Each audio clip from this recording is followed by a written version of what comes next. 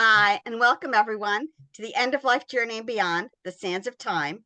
My name is Lisa Strahs-Lorenc, and I am a bereavement specialist. Hello, Susan. Great to see you. Hello, Lisa. So nice to see you. I'm Susan Capurso. I'm an end-of-life doula and a legacy specialist. And today we have a wonderful guest joining us. We're very grateful to meet Marlene. And I want you to introduce her because Lisa knows Marlene personally. So I this is do. a I do. So I am just so privileged to know Marlene since she came to the family that I know very, very well. Marlene has been a caregiver for the past 10 years, and my parents and the people who she has cared for were best friends for over, gosh, maybe 40 years, something like that. They've known me since I was in high school. So at least that, even more than that. Um, so Marlene has been there since the husband was there, who is gone now 4 years, and now cares for the wife. And I come there every week to see her. So today is really about caregiving. That is a very special job, more than a job. It takes somebody who has incredibly patient, great, incredible traits and devotion, dedication. So I want to introduce Marlene Wright.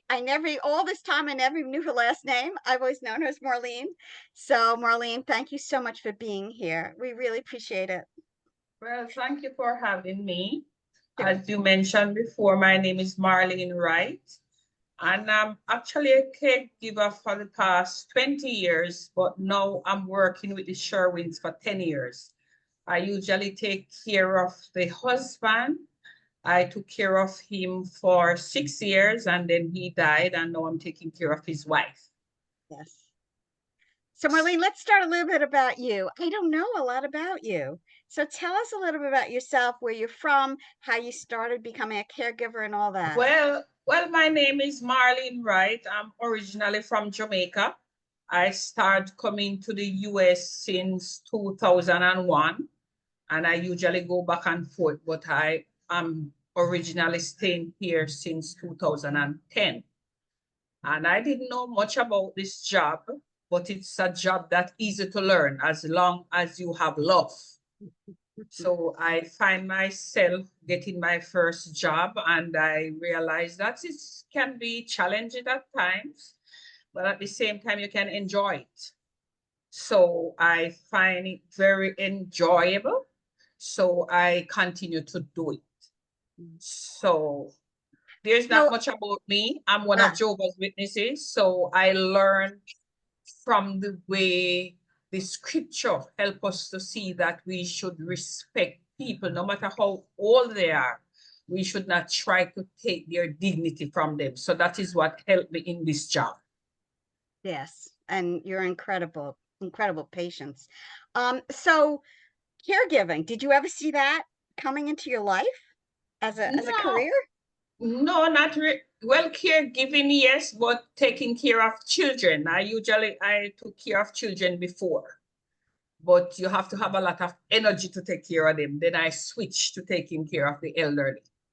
And I find it more like it's more stability, so to speak, because just, I'm sorry, for a little bit of background, can you tell us about the person you're caring for as far as their age, uh, mentally, or what kind of state are they in? Just so we know, exactly what you're doing right now. okay, well, my patient, Mrs. Sherwin, she turned 97 January gone. She's 97. And she can be very tough at times, but she's still a nice lady. And what I find interesting about her is that she do not give up easily. So for me to take care of her, I have to know how far I can go with her and know her limitation. And when you try to take things from her that she like to do, it's not an easy thing. So that's what I talk about, not taking their dignity from them. You want them to continue to do what they like to do. So with her in the morning, she have a set time when she want to get up. and she doesn't have the patient that we have. She wants it here and she wants it now. So that's the difference with her and younger. Even though some young people stay like that anyway. But Yeah. yeah, but with her now is that as long as you do what she wanted to do, you and her can be very good friends. So she can still move around, but with help. She know when she want to go to the bathroom. She like her food and she like it special way. So You have that's to what, be, you have to have some strength, I guess, when you're dealing with somebody who doesn't get around too well on their own, I would imagine. yes, you have to have some strength, and then you have to encourage them to do what they can do. That's when I said don't take their dignity, because sometimes if you don't have the patience to wait until they can finish what they're doing, you will just want to do it yourself. But that's not good in itself, because, and when they complain, because she tend to complain a lot, but you help her to see that don't focus on what you cannot do, just focus on what you can do, because that will go a far way. Marlene, do you live in the home full time or you go 9 to 5? What's your schedule like? Well, my schedule is 12 to 12. I come like 7 in the morning and leave 7 at night. So it's a Okay. 12-hour shift, yeah. How many days a week are you with her? I do 6 12-hour shifts per week. I work Monday, Tuesday, off on Wednesday, Thursday, Friday, off Saturday in the day, come back Saturday night until Sunday morning. But when I come on Thursday morning, I don't go home until like Friday evening. So I do a triple, like Thursday morning to Friday evening. Yeah, a lot of hours, a Yeah. lot of hours. So I want to talk about, because hopefully we'll be able to reach many caregivers, that are doing exactly what you're doing right now. And tell us a little bit about some of the things that you do for yourself in order, because who cares for the caregiver, right? So you have to do, and how do you do that for you, for yourself? Well, guess what? That's a very good question, because, like, for example, I live in Queens, New York, and then I have to come to Manhattan by 7. So I have to get up very early in the morning. So each morning I get up like 3 o'clock. And Wow. so I do a little running and spot in my house. Meanwhile, I'm watching TV after I do my daily text, because I love to read the scriptures. And then I go to the gym for an hour, and then I head to work. So when I head to work, my patient doesn't get up out the bed until 10. So when I come at 7, it gives me time to relax and to read and to pray and to study, because trust me, this job needs faith. Because to deal with the patient, because sometimes they hurl some words at you, you have to know that sometimes it is not really them saying this stuff, is their frustration. So you need that time for yourself. So my time for myself is mostly reading and meditating. Nice. Did you say go to the gym? I didn't hear that part. Yes, I go to the gym in the morning. Oh, good Marlene for has lost you. a lot of weight. She really pays attention to being well. And I admire that, really, because you've taken time to take care of yourself, which is what Yeah, we're talking about. yeah, it's so important. The So you do dedication, Marlene, the dedication is incredible. I've seen Marlene when she was with her husband, and he was a different personality. He had, he was just happy with whatever was going on. He just sort of, take it whatever it was, the day by day. And she's different, and she Yes, absolutely so is that's different. what you have to really help the patient to understand too, because sometimes they tend to like go back where they used to be and think so much about what they can't do, and that can be very frustrating to them. So sometimes you have to be really firm with them to let them understand that if you're going to think that way on the things that you cannot do, you're not going to be happy. You just have to focus now on what you can do and then try to do it. So sometime in the day, I help her to play her piano. I let she walk around the house. Sometimes she go outside in the park and she sit down for a little while. Sometimes we go out, go eat. So you try to do things to let them still feel normal, because we know it's not easy for them too. She really helps with her quality of life. And it's amazing to me, really. Day in and day out, somebody who's not related to you in any way. It's an amazing gift, Marlene. Just an Thank you. amazing gift. Yeah, and I know the family is very, very grateful. You become very, very much part of the family. You get to know everybody in the family, get to know everything that's going on and all. And you get to see a lot of things. You know, It's and I imagine it is difficult because you have to have that grace, you have to have that spirit within you, that caring. You really need to have that caring personality. I know that there's a lot of caregivers out there that don't necessarily have that, and it's just a job for them, yes, you know, so they don't have the patience, like you said. Maybe they're not caring for themselves like they should, you know. And if a family's lucky enough to find somebody like you, that's why Lisa wanted to invite you here, because you have all those virtues within you to be the best caregiver. And it's very hard, I think, for all families to find that for their loved one. Yes, and sometimes too, people don't believe that religion affect people's life. The religion that I'm in affect my life, because sometimes there are segments that we do for a whole hour that help us to see how we must treat the elderly. Because you know that in the system, sometimes when people get old, they just throw them aside. You understand? But when we think of God, he doesn't look on you like that. You know, he loves you because, you know that when the person were young is the same person. It's just that because of whatever happened back there in the Garden of Eden, why we grow old and we get like how we are. But you're still human. So you have to have that. And that help you go into when you know that you are doing things because of a higher power, a higher source. If you don't do what is right, your relation with him is affected. So that helped me too, because sometimes it's not easy, because sometimes the patient treat you terribly. Sometimes they true. hurt. It's true. I've heard the screaming. Some words. I've heard the screaming. I know she doesn't mean it, but she does. She's frustrated and upset and all. And to have the ability to just detach and say, this is not personal. This is not something that, she's doing to be mean to me. This is just how she feels. She's frustrated. She's angry. She's, wishes that her life was different. And I see that and I get that. And it's very hard, very, very hard to do that. I Tell think us also about the family relations.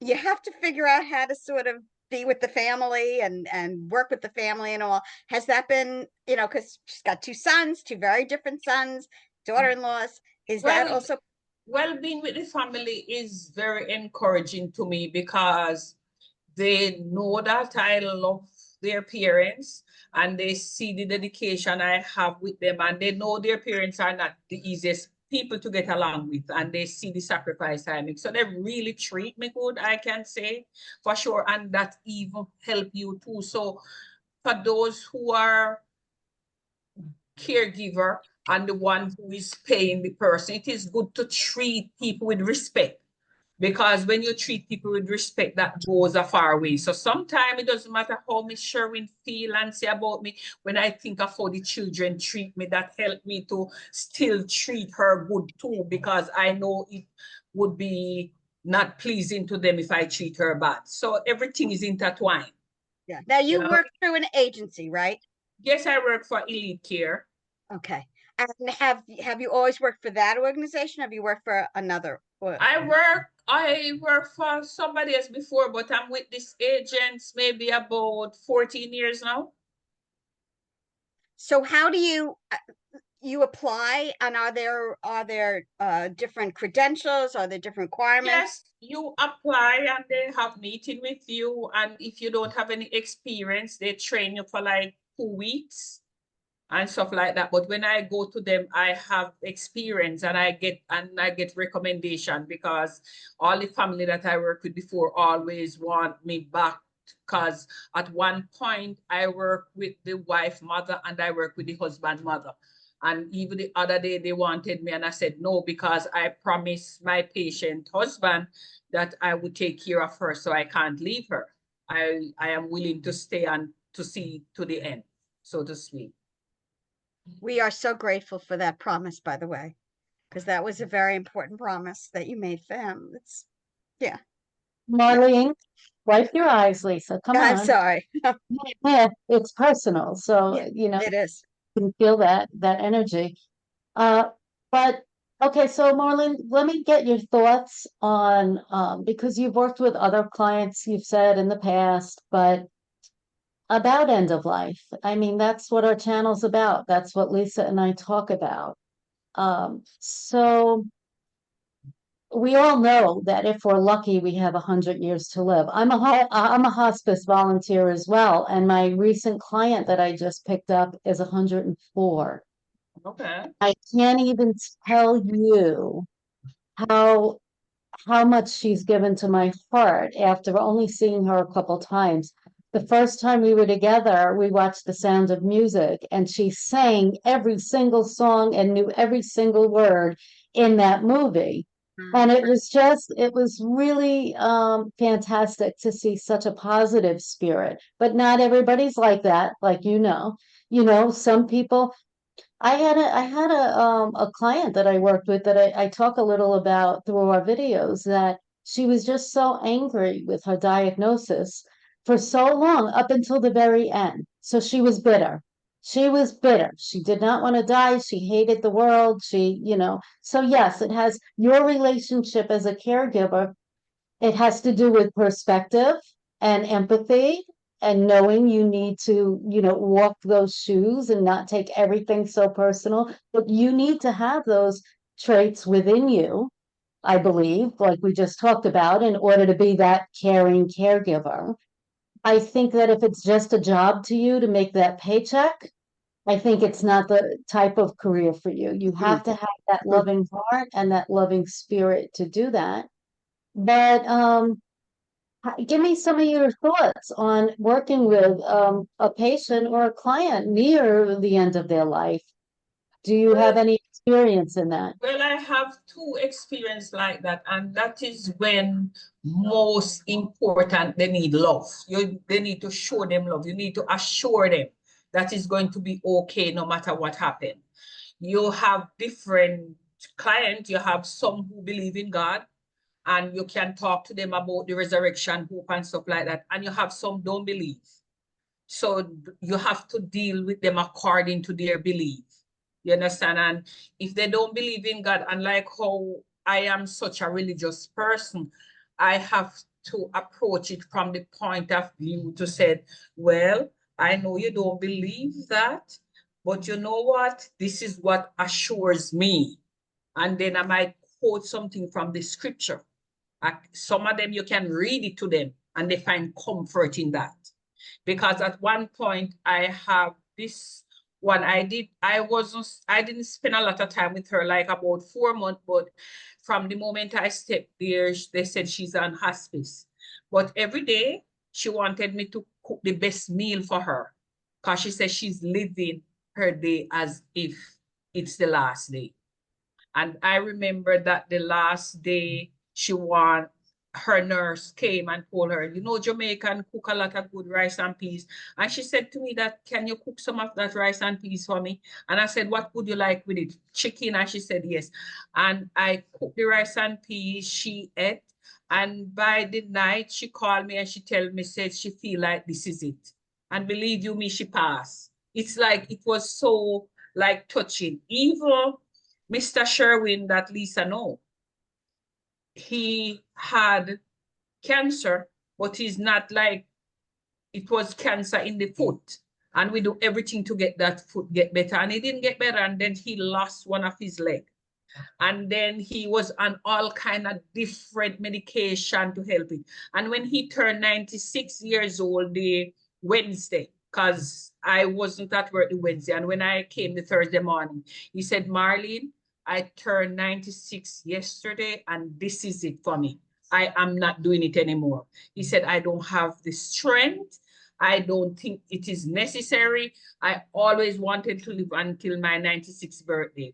And that was the Thursday morning. The Friday, he stopped taking every medication. And the Friday, the Saturday night, when I was leaving the Friday evening, I said to him, see you on Monday. He said he's not sure I'm gonna see him on a Monday. And then I said, well, I'm coming tomorrow evening. That would be the Saturday evening. And believe you me, the Saturday morning, they called me and tell me that he passed. And before that happened, you know what he wanted? He wanted that thing, what the Jewish people them drink again. I don't remember the name of it. It's like a, no, it's like a soup thing, but they use it in the summer. It's have a burgundy looking thing. I don't remember what its name. And they put sour cream in there and mix it. Oh, borscht. He wanted Borscht, borscht. yes. Yes. He wanted it, and I went out to find it, and I couldn't find it, and I have to go over the whole of Manhattan to find it and give it to him. So most of the time when they're dying, they ask for special things. And it would be love on your part if you could get to give them their last wish. So each patient, just like each of us different, when they're dying, they treat it differently. So I totally agree with you that each person take it how they want to take it. That's true. That's And are true. you afraid during that time? That's it's a good thing for other caregivers to know. Are you afraid at the end of their lives, No, or I am not afraid because of who I am. I'm one of Jehovah's Witness, so I don't fear the dead, and I don't, cause some people from Jamaica, they're afraid of the dead because the other ladies that used to work here with me, when Mr. Sherwin died, they didn't want to come even in the house. I have other clients, like when they're near the death, the patient, them give up the job. They say they don't want to see them die. But for me, that's not a thing that I'm afraid of. as an end-of-life doula, Marlene, we're not taught, because usually if a person gets certified to be an end-of-life doula, you already have that ability.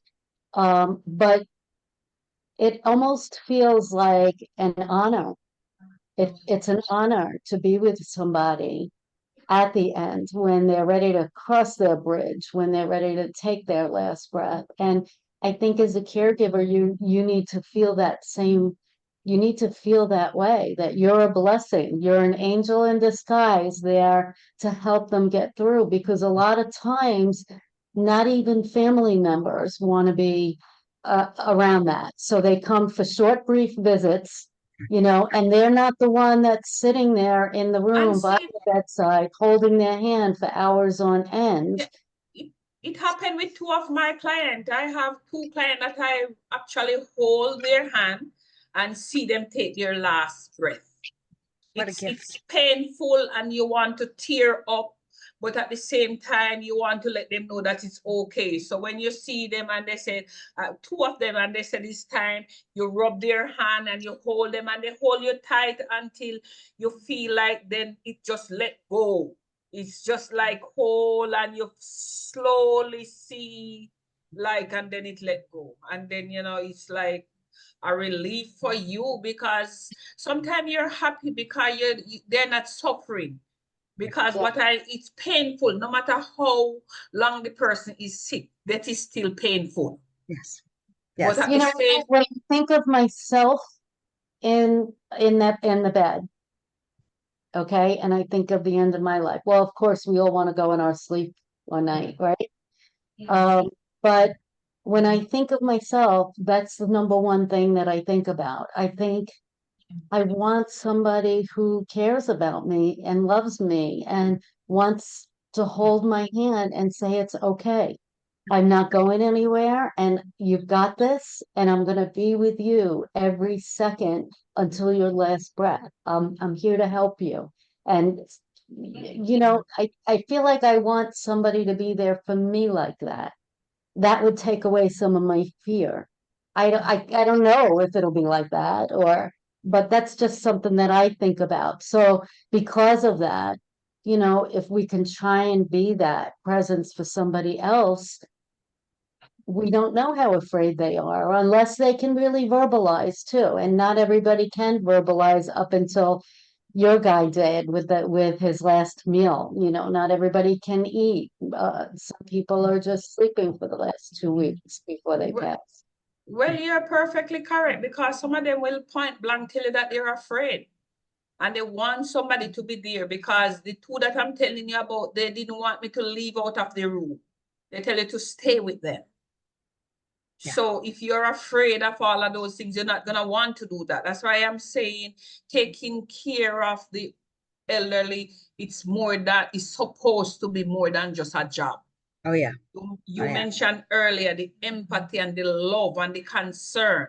And then it's go back to the golden rule too, because if what you want somebody to do to you, you should do it to them likewise, right? It's true. It's true. It's And, true. and something else that just crossed my mind. I feel that as caregivers, you know, if you have that heart like you do and that grace and you stay with somebody until the end, you're with somebody a while, not just a 3-hour shift here and a Mhm. 3-hour shift there. I think it's important. There are so many beautiful, helpful, educational books about end of life.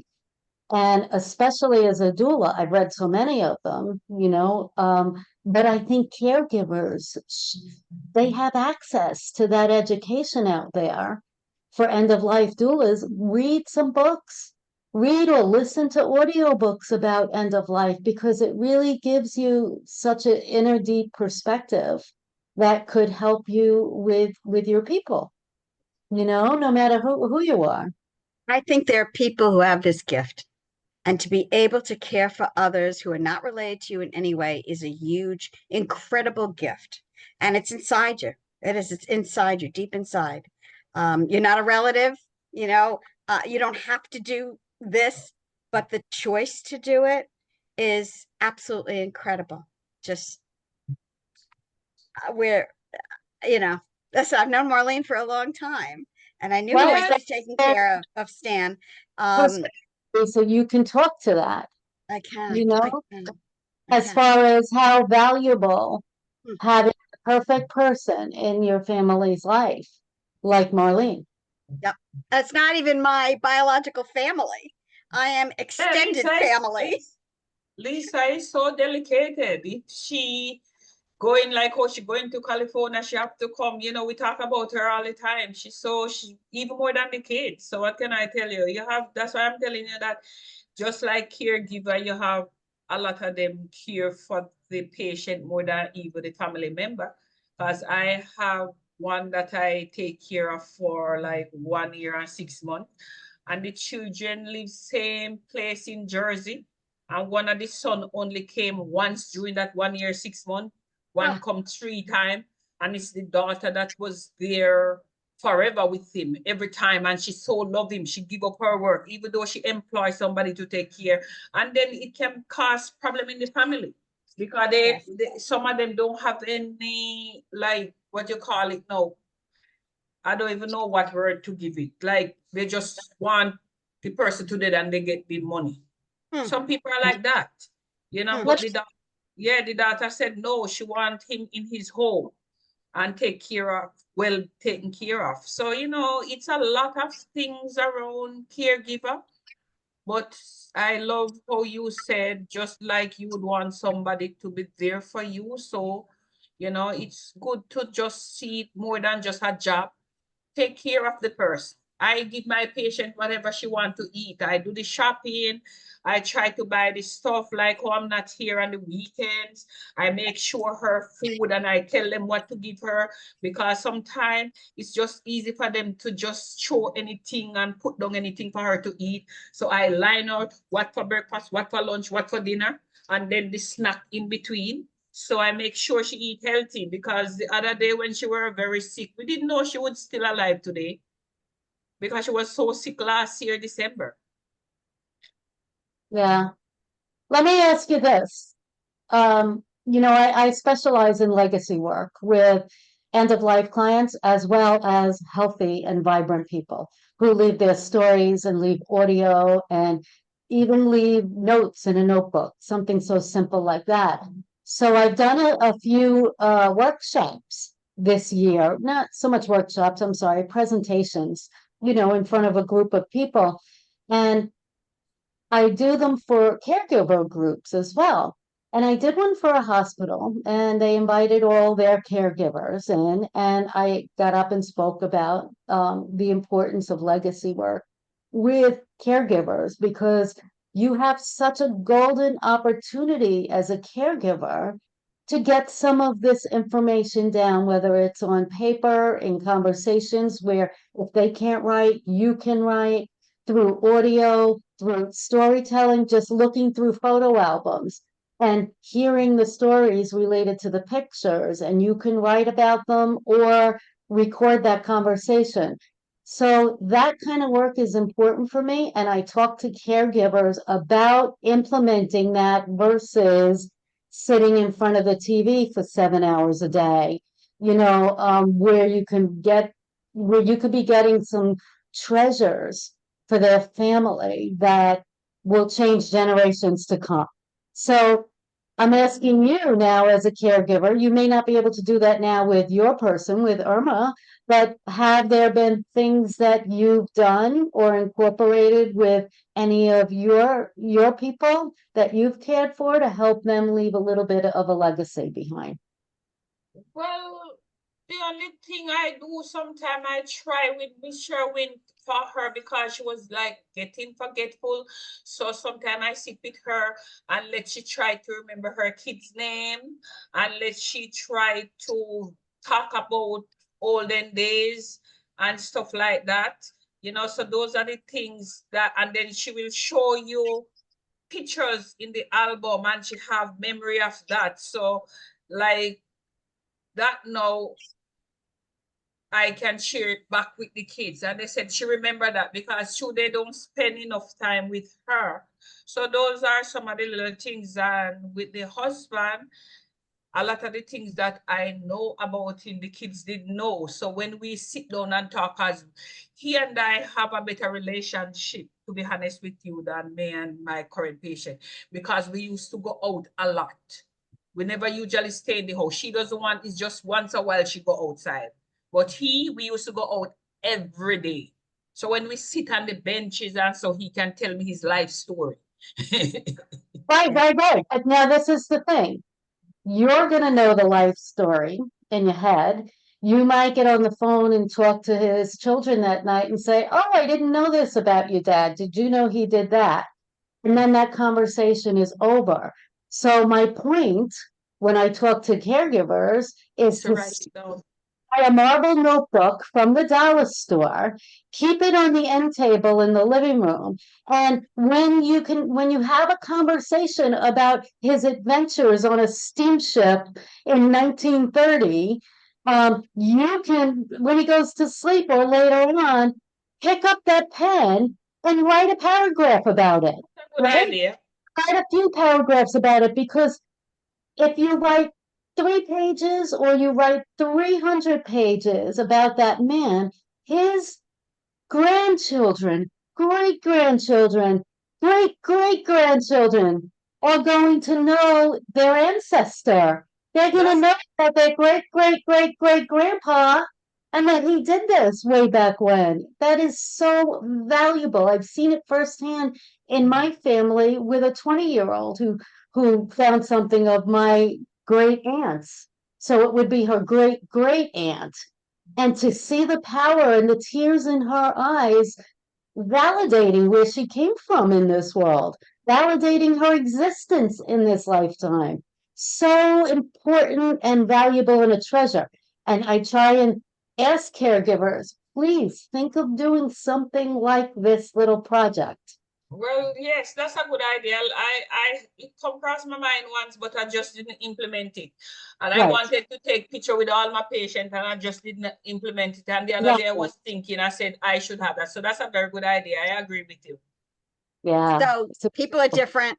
Irma's different, and not as forthcoming I did 3 She will books, tell me none of my grandchildren. business too. When I try to ask her things, she will tell me none of my business. There She you don't go. care. There you go. But because my mom was her best friend, Mhm. I have an entree into, her life. And so she has these books and these memories and everything else. She watches much less. We do a video every once in a while. The 2 videos she really likes. And we do that once in a while when she has the patience to do that. And she also plays cards once in a while too, when she has the patience to do it. But again, the relationships are different and everybody, has a different personality Well, and all that Lisa, stuff she will too. say yes to you for everything. So Lisa, more to be honest with you, Lisa more to get out of her things like that than me. She only see me as taking care of her, give her food and stuff like that. To be honest And with you, and those are personalities that we talked about They before. are. And They some are. people just don't care. And some people hear about some of these legacy projects that I work on and say, I don't care. They don't care about me now. They're not going to care about me then. What do I just don't care. No, I don't want to ever do anything like that. You But know, but Susan, you can see the different personalities yes, between Stan, the husband, and Irma, now the wife, and how they react and work with Marlene. Marlene's the same person. She's still the same dedicated, amazing person, but each one had a different way of interacting. yeah, And she's still that same incredibly dedicated caregiver, which is I just have such admiration for her and who she is as a human being. He asked her to stay yeah, at the because I very was end, ready. I was ready to go back to my country. So he and she, asked me to stay because she kind of hard to get along with too. Let's talk the truth, Lisa friend. I know, I know that, Marlene. I know that. I get that. I get that. And she promised she'd stay and take care of her, and here she is, 6 years later. Yeah, In 90. when she ready, she tell me to get out. She don't need me. I said, I'm not going nowhere. You hear this? And that's why you can't take anything personally. You know. I said, I'm not leaving. And the next thing, oh, you're the best. I love you. And I said, I love you too. There you go. Marlene, do you have any other tips and advice, maybe something that we haven't talked about for caregivers out there?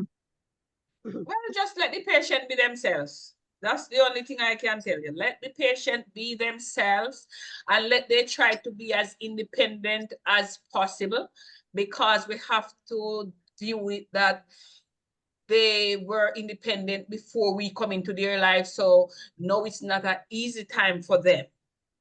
It's not Right, an easy time for them. So when you take all their independent, that's when it's even worse for them. So try and let them be as independent as possible. Let them do the things they can do. Like, for example, when I'm washing my patient, she don't want me to touch her private part. So you give her the cloth and let she do that herself. Don't try to force yourself, say, yeah, you cannot do it properly. Let she take her time and do it because she feel like you're taking her dignity when you want to do every god thing for her. So deal with them accordingly to how they want you to deal with them. Because sometimes some of them want you to do everything for them. right, Yeah. right. She know she's very independent. So as long as she's alive, she want to. And for me, with Lisa, she act different with Lisa because she want Lisa to do everything for her. With me, she want to tell me that this is her place and you're not coming here to take over.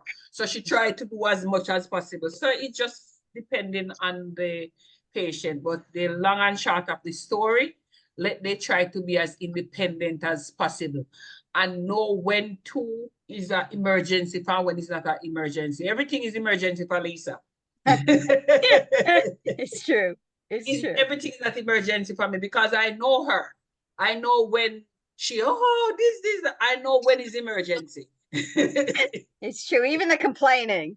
She, Yes, she, even the complaining. is complaining Just and said all to me, don't not to feed Marlene. into the complaining. That's the next thing caregivers have to know. Don't feed into the complaining. You know she's capable of doing that. Even when she complains that she can just give her a boot. Say, you know what? I know you can do it. I have the confidence that you can do it. And then they will try to do it. But you know what? You know how much Lisa loves her, and I'll tell you why. Mhm. Because Lisa's talked about Irma in a lot of our videos in the past when she brings up a certain scenario or situation. And the Irma that I know is not the tough, independent Irma with an attitude like you know. So Lisa's never once talked about Irma in that respect. Just a sweet friend that she goes to see every week. And I know. That's yeah. how when Lisa come here too. But So trust that's me, because that. she do not show Lisa that side of her too, darling. I'm sorry to let you Well, know. She No, I do not know. show Lisa that side. Rare. It come out. It's rare. But me, really? if I tape her and let you see how she tough, you wouldn't believe it's the same person Lisa know. Wow. So people do have those split personalities, especially Of as they course she get older. does. She does. She Yes, with different does. people. Sure, sure. Listen, I Different did hear people. one screaming thing, and it was like, oh my goodness, she's really screaming Lisa, at her. Lisa shocked when she cursed me out. If you ever hear her, she tell me all kind of things. But guess what? I always said I'm her therapy. If she doesn't quarrel with me and make fuss with me, she doesn't feel like herself. So the day she's not doing that for me is the day when I Yeah, feel like something is wrong with her. yeah, yeah, exactly. Right, that's right. Because you know her really well. We really can't give your information out, Marlene, because No, everybody on the planet will be calling you in that's right. That's the right. next months. We're wondering if you're available. So I don't think you want your cell phone number out No, there. no. But what you've Oh, given is yeah, everyone a blueprint for being an amazing caregiver and for what it takes in your heart and everything else to really do this incredible work. It's all I can say is it's a gift. It really is. And that's why I wanted Thank, you on here because people go and they just think it's a job and it's not. And I have friends who have caregivers and I cannot believe the level of lack of really devotion and concern. And I speak about you and they say, where can I get somebody like that from? It's well, really guess what? hard. Because guess what? I remember at one point, Mr. Sherwin was in the nursing home downtown. And because he has to get something in the vein. And what was it again? He has to get antibiotic, but he has to get it in the vein. But he didn't want to stay there any longer, so they sent him home. And like I leave this Saturday, and I just call him this Sunday morning to ask him how he feel.